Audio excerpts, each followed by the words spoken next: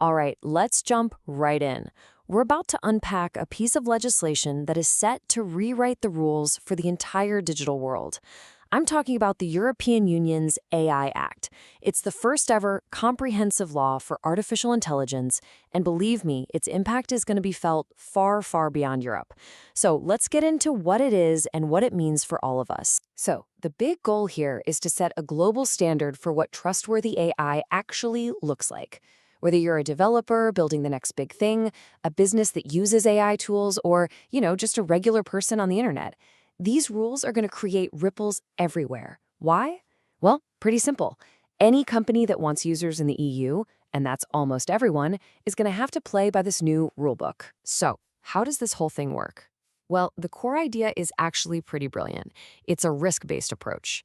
The Act basically sorts all AI systems into a pyramid, and where you land on that pyramid depends entirely on your potential to cause harm. Harm to our safety, our rights, our livelihood. It breaks down into 4 tiers. At the very bottom, you've got minimal risk AI. Think spam filters or video games. Those are pretty much left alone.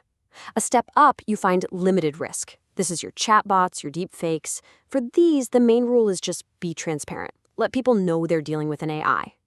But it's the top 2 tiers, high risk and unacceptable risk, where the rules get really, really serious. And that's where we're going to focus. At the absolute peak of the pyramid is unacceptable risk. These are AI systems that the EU sees as so dangerous to its core values that they are just banned outright. We're talking about things like government-run social scoring or AI that's designed to manipulate your behavior in harmful ways.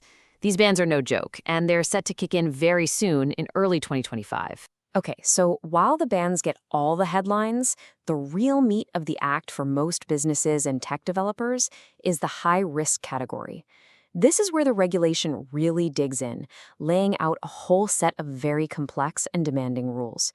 So for anyone building or using AI, understanding this category is absolutely crucial. For any system that's labeled high risk, and that could be AI in healthcare, in hiring, in law enforcement, compliance really comes down to 3 main pillars, pulled straight from the law itself. Article 13 on transparency, Article 14 on human oversight, and Article 15 on technical performance. Let's break each one down. First up, Article 13, transparency. This is a full frontal assault on the black box problem in AI.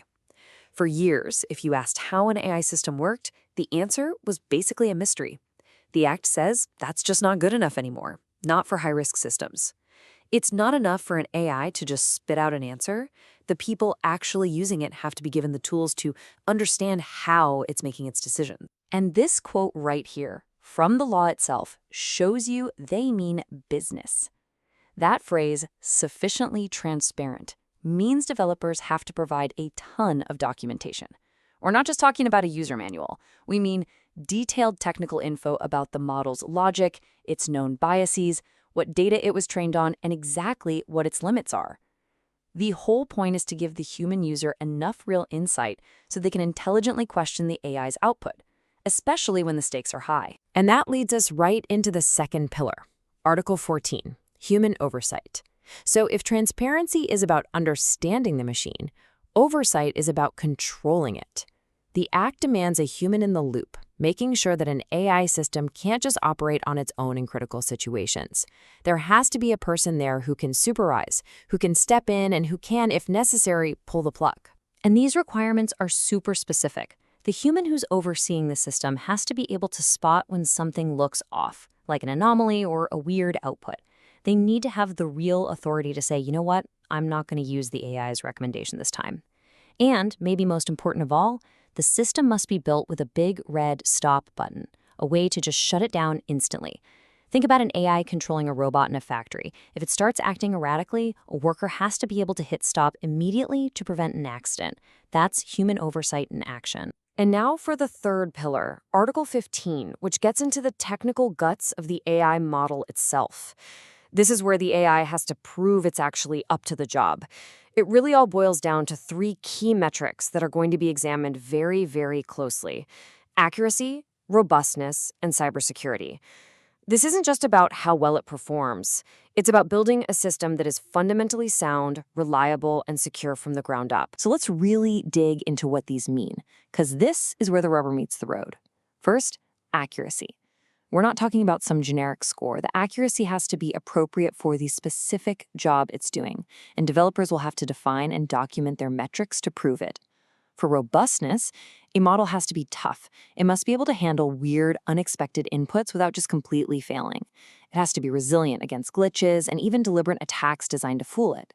And finally, cybersecurity. This is all about protecting the entire system, the model, the data, the infrastructure, from being hacked or corrupted. These aren't just suggestions, they are hard requirements. Companies will need to show their work with technical documentation proving they meet these standards, and you can be sure they'll be audited. So, with all these incredibly strict rules, it's no surprise we've arrived at the huge debate at the heart of the AI Act. Is this a framework that's going to build trust and create a new market for responsible AI? Or is it just a bunch of red tape that's going to kill innovation and put Europe way behind in the tech race? And you can see both sides of the argument, right? On one hand, critics are worried that the massive costs to comply with all this could just crush startups and smaller companies, slowing down research. But on the other hand, supporters say that having clear rules actually helps businesses, and that building AI that people can trust will become a huge competitive advantage. Both sides have a point, which makes this whole thing so fascinating to watch unfold. And here's where it gets really interesting. What does AI itself think about the AI Act? Well, a study from Northwestern Law actually asked them, and the results are pretty wild. These word clouds show you the key themes that popped up when 4 big AI models were asked about the law. You see words like innovation, regulation, and requirements, but how they feel about them, well, that's a different story. The sentiment analysis from that same study shows a really clear split. According to their research, which is summarized on the slide, ChatGPT came out with a really negative take on the act. But on the flip side, models like Gemini and Claude were actually scored as positive, seeming to view the regulation as a good thing for responsible innovation. It's just wild that the very tools being regulated have such different opinions about the rules. So what happens now? Well, the act is officially law, but the rules are going to be rolled out in stages. And its impact, well, that's already being felt way outside of Europe. There's this phenomenon called the Brussels effect. The idea is that because the EU is such a massive, wealthy market, global companies that want to sell their products there often just adopt the EU's rules for everyone, everywhere. It just makes things simpler. We saw this happen with data privacy and GDPR, and a lot of experts are betting the exact same thing is going to happen with the AI Act. Now, this isn't all happening tomorrow. The rules are being rolled out over time. The bans on the really dangerous stuff, that starts in early 2025. But the big deadline that most developers are circling on their calendars is August 2026. That's when the full playbook for high-risk AI becomes mandatory, which gives companies about a 2-year window from now to get all their tech, documentation, and oversight processes in order. So the EU has fired the starting gun, and it's set a really high bar for trustworthy AI. The big question now is, will the rest of the world follow its lead and adopt this blueprint? Or are we headed for a fractured digital world, with different countries playing by different rulebooks? The race to regulate AI is officially on.